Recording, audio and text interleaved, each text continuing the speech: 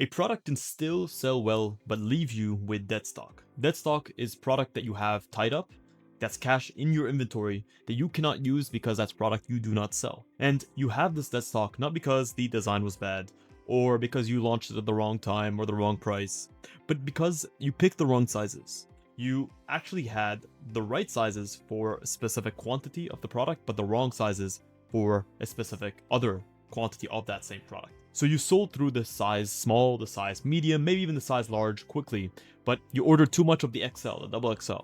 This is a problem that a lot of brands face, and this is a killer of brands, both small and large. So how can you as a startup brand or an existing brand learn how to pick the right sizing range and specifications to match the type of customer, the type of market, and the type of product? Because most customers look at inventory as I have 100 pieces, so I'll split up that 100 pieces evenly across all my products. And although on the surface that might feel safe and predictable, the question shouldn't be how many units should I order of that product? It's how should I split up my sizing so that I'm not left with any dead stock across any of the sizes? And how should those units be split up across the sizes so that way it matches the customer's taste as well as the product intention?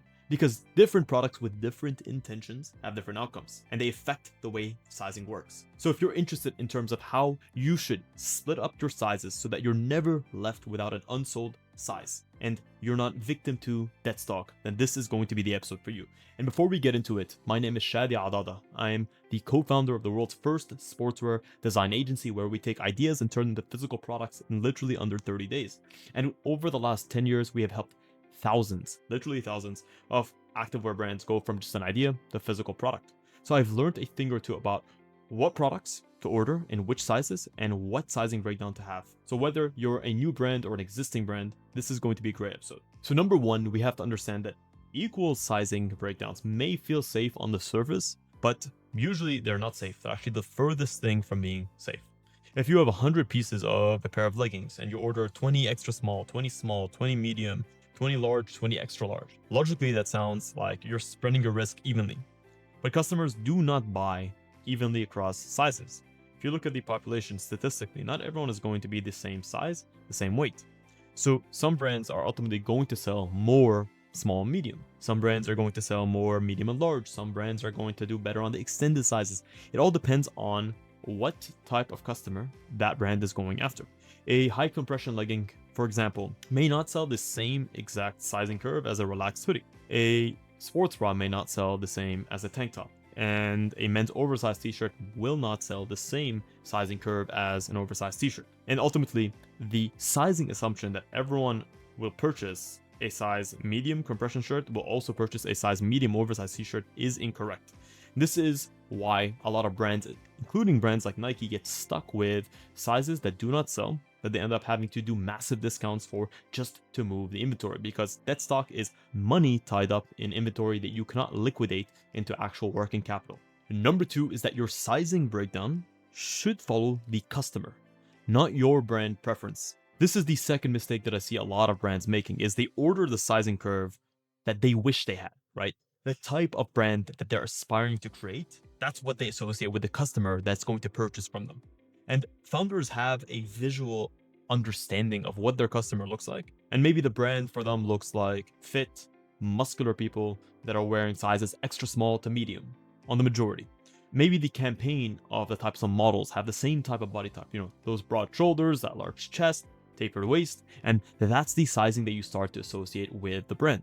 Brands like Gymshark, like Outfleet, have been guilty to do this, and even in larger fashion sense, Abercrombie & Fitch in the early 2000s was very well known to do this. You almost associated Abercrombie with that sort of lean, muscular body type, so that size medium, that size small. You wouldn't associate it with some of the larger sizes like an extra large and a 2XL. The actual customer is actually different. That type of person that might have been buying Abercrombie is not necessarily that muscular person that they might have on the door. It's someone who's aspiring to get to that level. So if you're selling oversized t-shirts, for example, your customer may intentionally size up because what they're looking for is volume and size.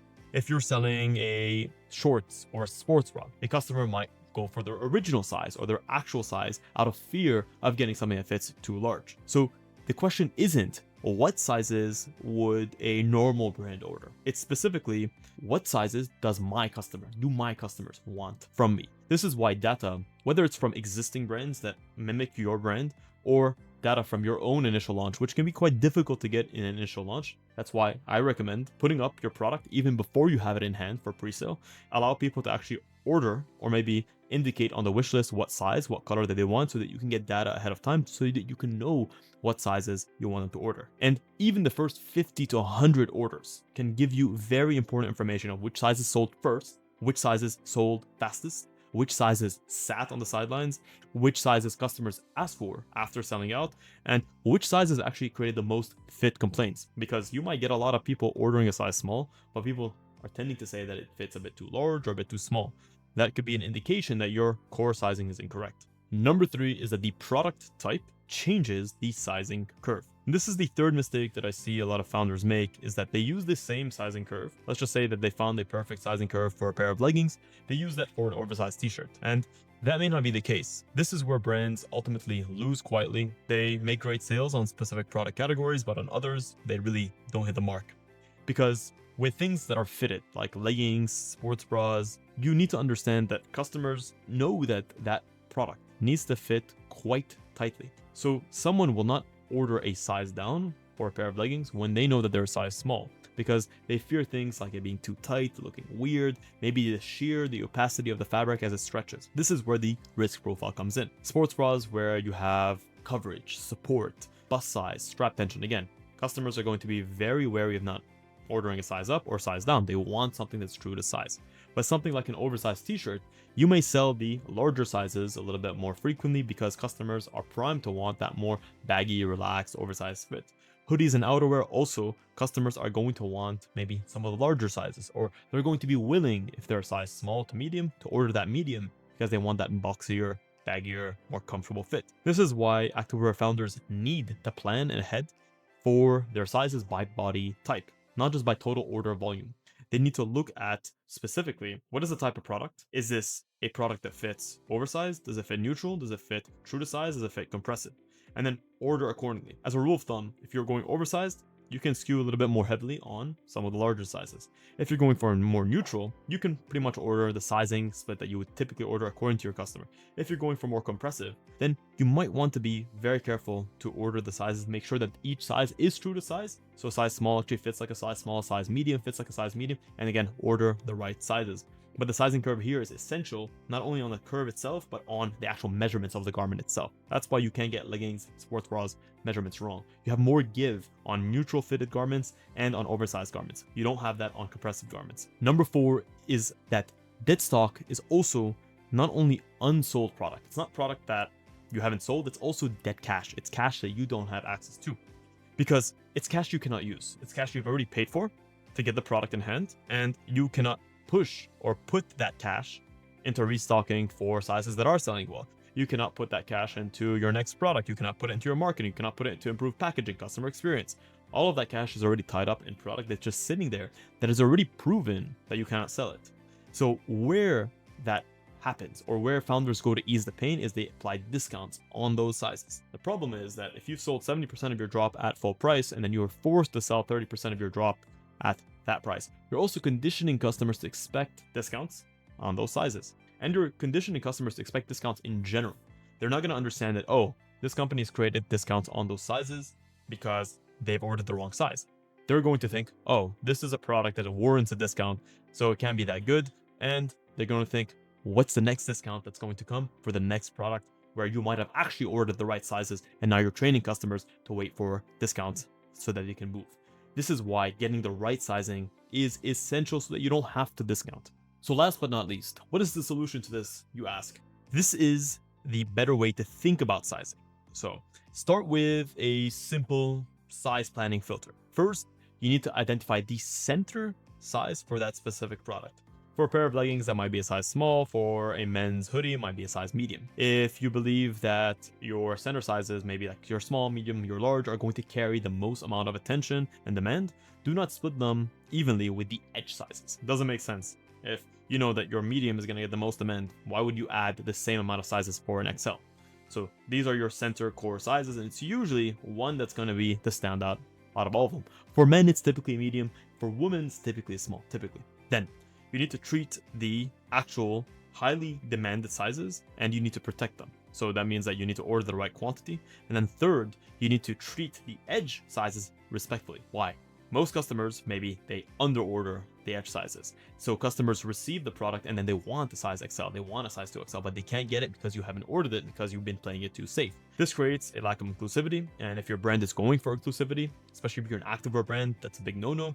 You're going to also turn away customers that might have actually become loyal customers of you. Maybe they would have grown with your brand, lost weight with your brand, become a size medium, but they would have never had the chance to purchase from you because you didn't offer those sizing.